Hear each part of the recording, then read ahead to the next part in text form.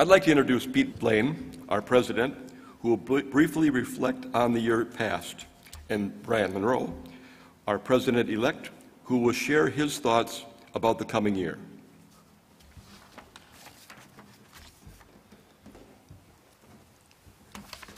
I've seen Dean dance, and you're missing something. I'm telling you that. I'm happy to say we are in a very good place. One of our main objectives this year was to search for and hopefully retain a part-time minister. The board appointed a ministerial search committee of Ed Arenhoster, Megan Smith, Lauren Sarah, Brian Monroe, and myself to try to accomplish this. To do so, we relied on the survey that Ed conducted last year and interviews that Megan and Lauren did with a number of our members to try to identify the person that might best meet our needs and the jobs that that person would be tasked with. Thankfully, as we were filing profile with the UUA, Brian Monroe, who's one of the smartest guys I know, said, gee, maybe we should ask Tony Larson if he would be interested. We did so, and that started a series of conversations that resulted in Tony agreeing to join us July 1st. And Tony will be introduced formally.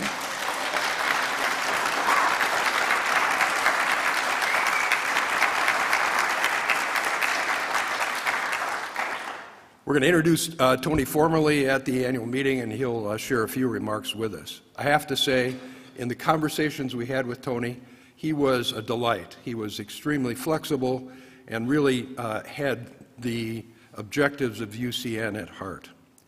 While we were looking for a minister last year, the worship committee did a fantastic job, starting with a core of sermons by Tony Larson, Sarah Olberg, Drew Kennedy, an array of other really interesting and challenging speakers. They expanded our horizons and fulfilled our worship needs. Joy Schroeder and the entire worship team, including the worship assistants, deserve our deepest thanks for carrying us through this fellowship period.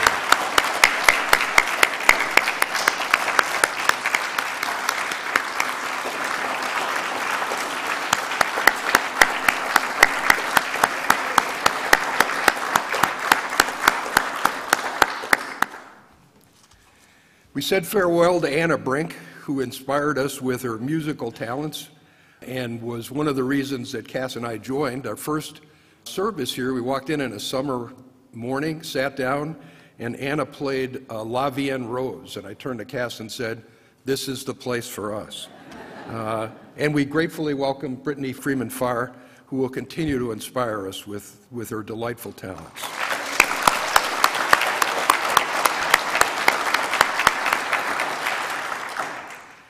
The Social Justice Committee challenged us to live our UU principles. Thanks to Pat and Cindy Kotecki and Dean Johnson for managing Family Promise. Those of us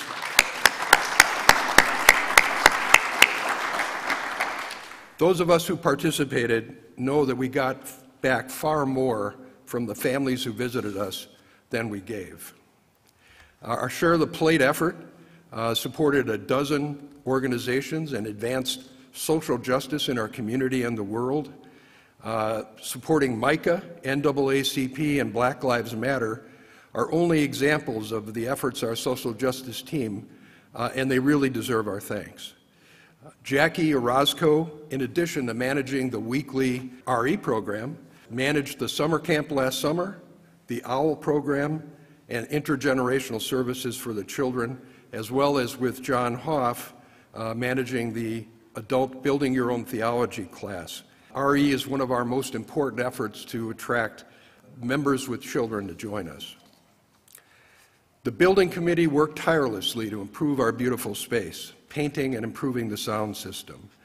Although we did not lease the daycare, or to the daycare as we had hoped, Brian Bunzel's working on offering UCN as a wedding venue, and Lynn Gust's daughter will celebrate her wedding celebration with us this summer, hopefully the first of many such events to come. Thanks to Brian Monroe and Dan Lusk for assisting us in serving as a polling station for the city of Mequon, allowing the community to see what a wonderful place this is.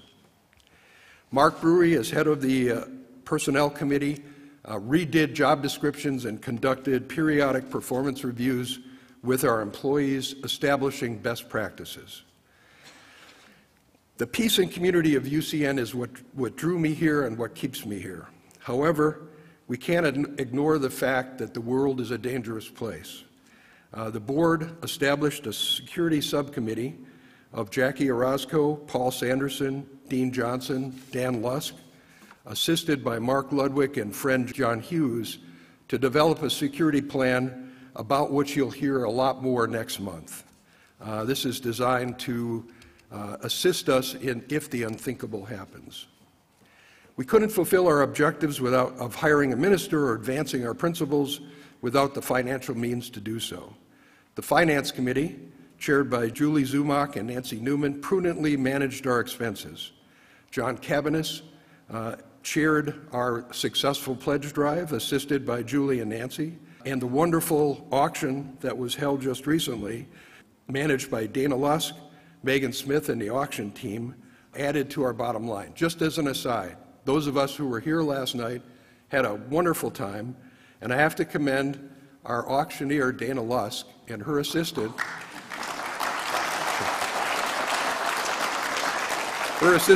Todd Zubek, who, through their unique auction style, got us twice as much as we would otherwise have gotten. So I really appreciate that.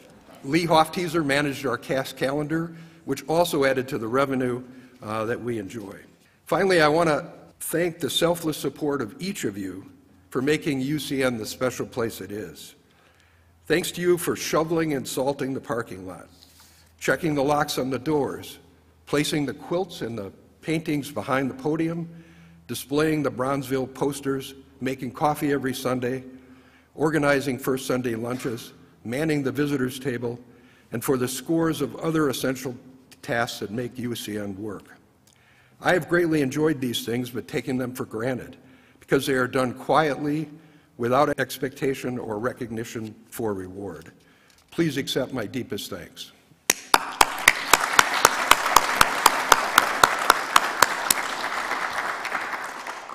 Thanks to Ed Ehrenhorster for his example of leadership last year.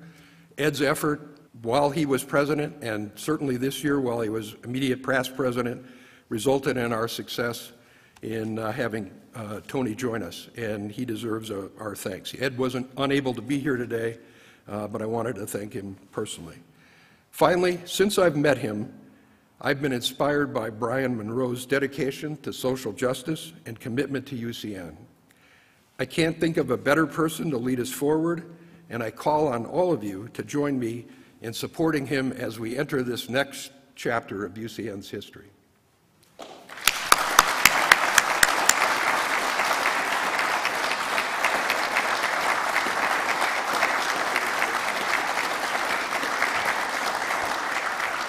Well, thank you so much, Peter. That was very nice, very kind of you. You know what? Whenever I hear that song, that one and the one where welcome, rejoice, and come in, I'm going to see Dean going like this. I've got this visual now. But before we get going, I'd like to say there's a special thank you for Pete, if you could come back up here real quick. Everyone has a little light inside, and Pete let it really shine, his light shine, and help us where we got to today. So thank you so much for sharing everything. And here's a little special gift, if you could open it up. It was created by there's a lot of artists in our community, and this one was created by our friend John Hoff. It's, I don't want to tell you what it is, let Pete open it up.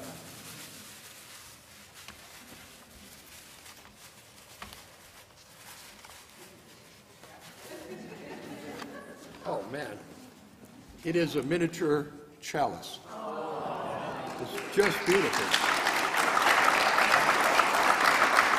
You can use it on your Christmas tree, and always always carry the thought of what a wonderful job you did and how much we appreciate it. Well, thank you. Thank you very much.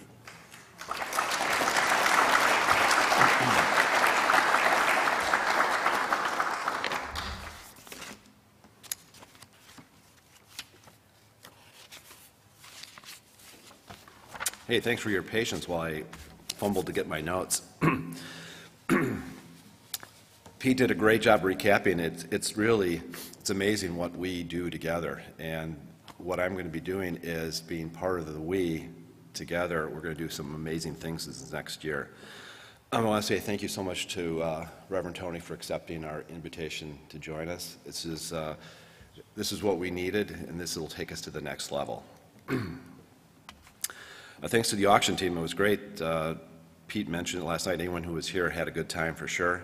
But when you looked at what the auction did, it brought more awareness to the church, and that's what we all like to do, is bring awareness to the church. We used Eventbrite for the ticket sales. There was 150 people that visited the website to learn more about the church. They may not have bought a ticket, but they know who we are and what we do. And the auction promo that we did so much to let the world know, our community know what we are about, what's important to us. So thanks again. So I'm honored to have the support, and I'm glad this was an uncontested and clean process. It's right. I didn't hear any. We didn't have any negative advertising. I don't think any Russian influence happened to be part of this nomination process. I'm also happy that we're going to be talking about some of the other officers that are being installed, and there's a lot of people that do some phenomenal things here. So more to follow with that. This is going to be a great year. I'll be looking forward to some mentoring from you, Pete, because again, if you've been at the board meetings and they're open to members to join, to the steady leadership that Pete's provided for us, it's very calming, and it's much appreciated. Thank you. There's also so much institutional knowledge here at the church, because as I look around, we have a lot of past presidents, right? I mean, if you're a past president, please raise your hand. We can do a quick count. Look at all these past presidents that have helped us get to where we are today. I really enjoyed being president-elect this year. It's an easy job because you really get to learn and see what's going on. I've been on the board for a while, but it gave me the space to learn more about what was really important to our church, which I believe is social justice. So Lee letting me jump on the committee, coming up with some ideas, becoming part of UCN's NAACP representative, and in the community, people realize that this is a different church. I mean, when I am at the NAACP meetings or Bridge the Divide, they're talking about UCN as a very special place. So we've got a great reputation out there. I've been able to attend some MICA events. I've become a cabinet member of Interfaith Conference of Greater Milwaukee, and that brings so many people together, so many different faith practices, and the combination, the connection that we have with the inherent worth and dignity of others. There was a recent situation out in Waukesha, and this interfaith conference came together and they put a stop to it. So it's incredible what we can do together. We can do together. I've been involved with the SUAC, participation with the Black Lives Matter to UUs. Those workshops have opened my eyes. I had the opportunity to travel. There's a picture out in the West Lobby of the 3 cons that went to the Mid-America Conference. Dan joined me, and Bob Bledsoe. So picking up some information there. The importance of listening is critical. The recent UUAMP, there's Unitarians have a membership professional group, and really what it boils down to is how important the people are that say hello to people when they come in, how warm you make them feel when they're here to welcome them, the ushers, the greeters. That's a ministry by itself, and I encourage us all to embrace this ministry. It's something we can all do. Everyone does a great job of making people feel welcome, but there are people that you may not recognize, and if they've got a stick-on name badge, or if they've got one with a little sticker on it, they might be newer, and they might be their first-time visit here. And I ask you to extend that extra little bit of care to say hi to them. And they may be coming here because of something that happened, and there's been some religious trauma in their life. This has got to be a safe place. They've got to realize how safe this place is. And if you see them downstairs during coffee hour and they happen to be sitting by themselves, please make an effort to say hi to them and bring them into the circle of conversation. All these different opportunities have made me even prouder to being part of UCN. What we stand for and how we strive to live out our 7 principles as our faith.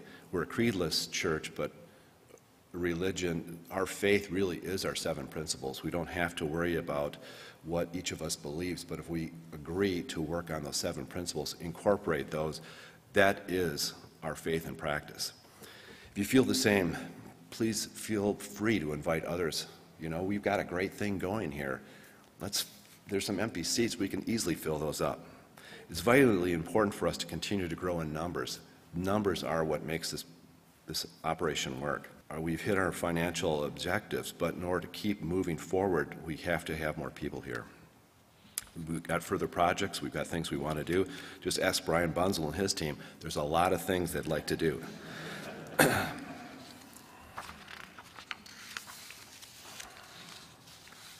This summer, I'm not done learning. I'm going to the GA out in Spokane, Washington.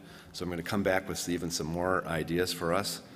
I hope you'll see that I'll continue to try to grow in this role and share more ideas with you along the way.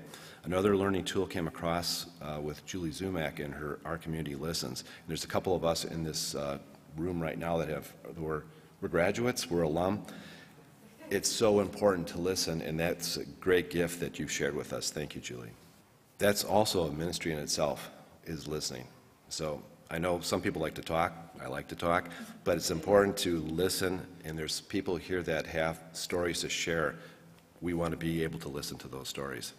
For Black Lives Matter to UU's movement, we still have work to do as we become more aware of, I have hidden biases that I wasn't aware of, and I've benefited from white privilege that I wasn't even aware that I have done all these years. I will work on breaking my old habits and embrace new habits to be more inclusive.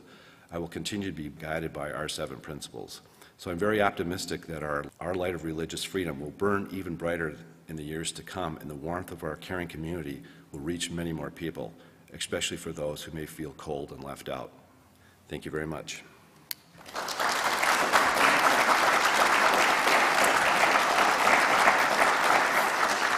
Turning it back to Dean. Sure, does anyone have any questions for me while I still have the mic? Good, all right.